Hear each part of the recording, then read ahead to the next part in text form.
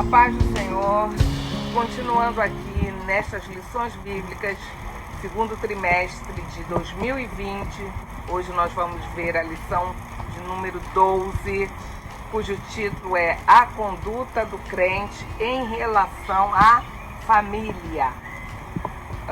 O texto áureo se encontra em Efésios, capítulo 5, versículo 31, que diz assim: Por isso deixará o homem seu pai e sua mãe, e se unirá à mulher, e serão dois numa carne. A leitura bíblica em classe vamos encontrar em Efésios, capítulo 5, dos versículos 21 ao 33, e também em Efésios, capítulo 6, versículos 1 ao 4. Então, Paulo continua instruindo aquela igreja de Éfeso sobre questões práticas. Paulo agora faz um texto realmente muito prático, principalmente sobre a família, sobre o casamento, sobre a família. É uma área importantíssima em nossa vida. É a principal instituição planejada por Deus. É a primeira e a principal instituição planejada por Deus.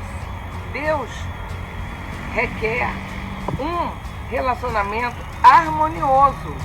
E esse relacionamento harmonioso está incluído no projeto divino para a família. A Bíblia, nosso manual, ele traça e ressalta os papéis do marido, da mulher, dos filhos. Então, para quê? Para manter a comunhão, a convivência harmoniosa. Lembrando que o apóstolo Paulo falava para recém-convertidos. Então estava ali doutrinando, estava ali dando metas, rotas, caminhos a serem seguidos com preceitos e normas na palavra de Deus e de acordo com a vontade de Deus. Isso é muito importante para nós. E no modelo divino, os membros da família são iguais. Ninguém é superior ao outro. O marido, a mulher, os filhos. Porém, cada um tem um papel diferente a executar. Mesmo que às vezes esses papéis se misturem, mas são diferentes. Vamos ver aqui o que Paulo diz sobre o marido. O marido, Paulo coloca como líder da família. O apóstolo Paulo compara o marido em termos de papel a exercer como se fosse o Cristo em relação à igreja. Paulo compara o marido a Cristo e a esposa, a mulher, à igreja. Claro que Cristo é incomparável, Cristo é único. Mas aqui no texto, o apóstolo Paulo compara o marido a Cristo e a esposa à igreja, porque ele quer falar dos cuidados do marido em relação à esposa, à mulher, assim como tem que ser o cuidado de Cristo em relação à igreja. Então aqui em Efésios 5, 23 a 25 versículos, ele mostra que o marido deve liderar do mesmo modo como Cristo lidera a igreja, visando o bem-estar.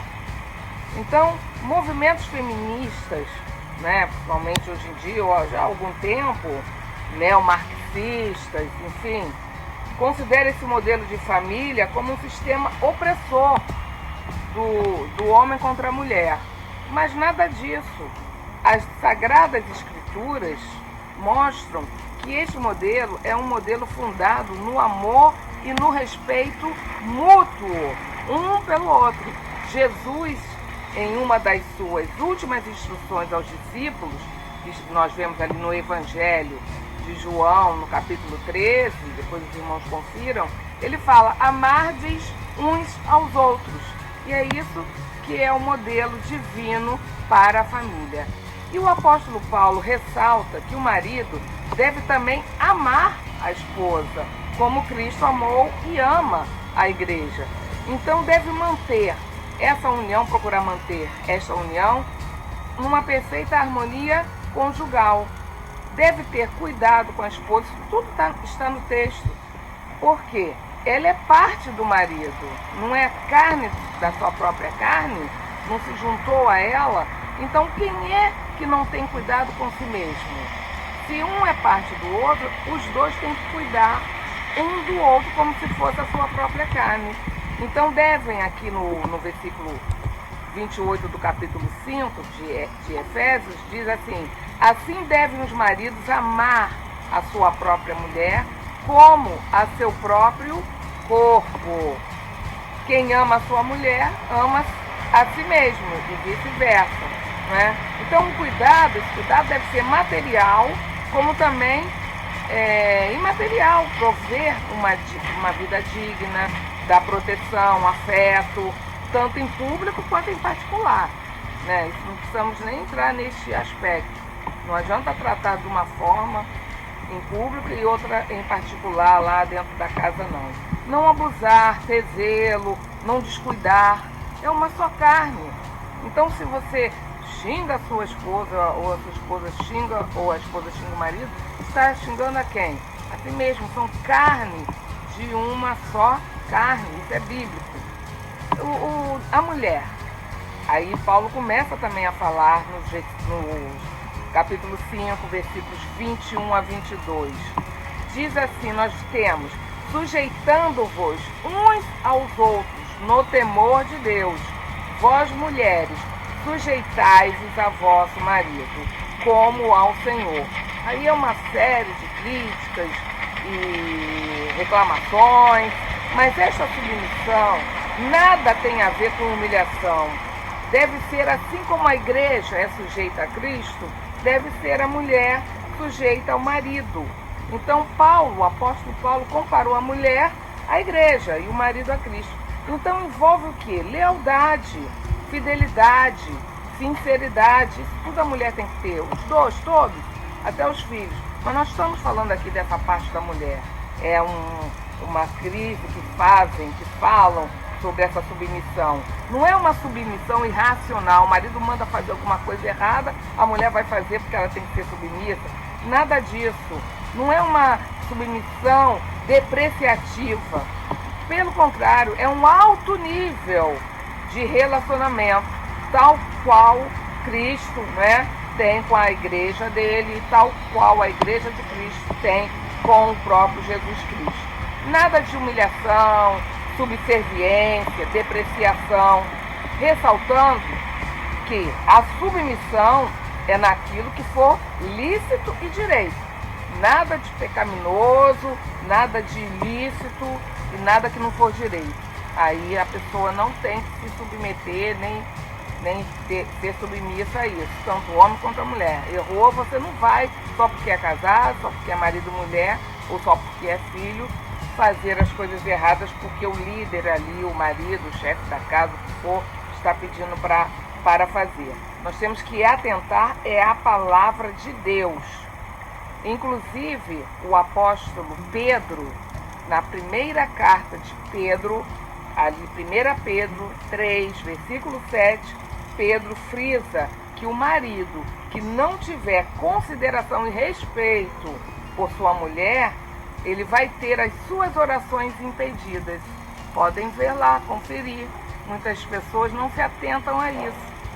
Se você não tem consideração, o homem não tem consideração a sua esposa, as orações dele ficam impedidas.